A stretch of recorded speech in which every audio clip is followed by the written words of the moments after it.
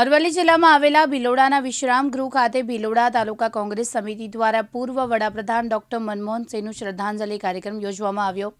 પૂર્વ વડાપ્રધાન ડોક્ટર મનમોહન સિંહનું 92 વર્ષની એમ્સ હોસ્પિટલ દિલ્હી ખાતે નિધન થયું હતું। શ્રદ્ધાંજલિ કાર્યક્રમમાં કોંગ્રેસ પક્ષના પ્રમુખ અને કાર્યકરો હાજર રહ્યા હતા।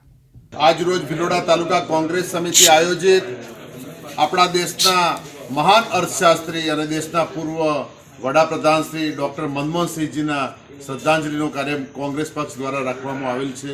એમાં સૌ અમારા કોંગ્રેસ પક્ષના આગેવાનો, સર્વ સમાજના આગેવાનો અને યુવાન મિત્રો ભેગા મળી આજે ડૉક્ટર સાહેબને શ્રદ્ધાંજલિ અર્પી છે।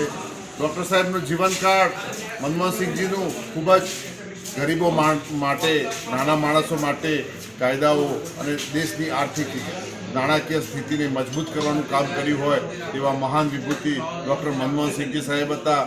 રાઇટ ટુ એજ્યુકેશનનો કાયદો હોય, ભોજન બિલનો કાયદો હોય કે આદિવાસી સમાજ માટે જંગલ જમીનનો કાયદો હોય, એટલે એમની નજર હંમેશા નાના માણસો માટે, કોઈ ગરીબ માણસ ક્યાંય વંચિત ના રહે એવું એમનું ઉત્કૃષ્ટ કામગીરી રહી છે। બોલવામાં ખૂબ ઓછા, જીવન સાદગી ભર્યું, પરંતુ વિચારો એમના ખૂબ ઉચ્ચ કોટીના વિચારો એવા ડૉક્ટર મનમોહનસિંહજીનું ઋણ આપણે ક્યારેય પણ ચૂકવી શકીએ તેમ નથી। આજે અમે એમને શ્રદ્ધાંજલિ અર્પી છે।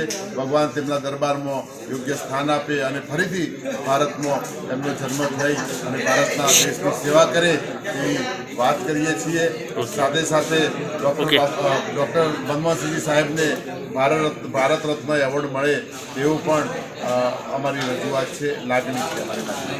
આજે ડૉક્ટર મનમોહનસિંહના નિધન નિમિત્તે ભિલોડા કોંગ્રેસ પરિવાર વતીથી શ્રદ્ધાંજલિનો કાર્યક્રમનું આયોજન કરવામાં આવ્યું હતું।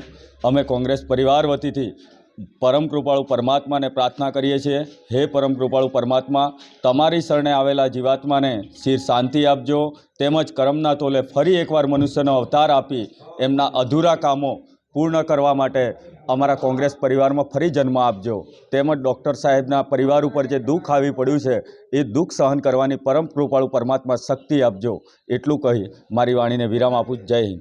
જયદીપ ભાટિયા, દિવ્યાંગ ન્યૂઝ, અરવલ્લી।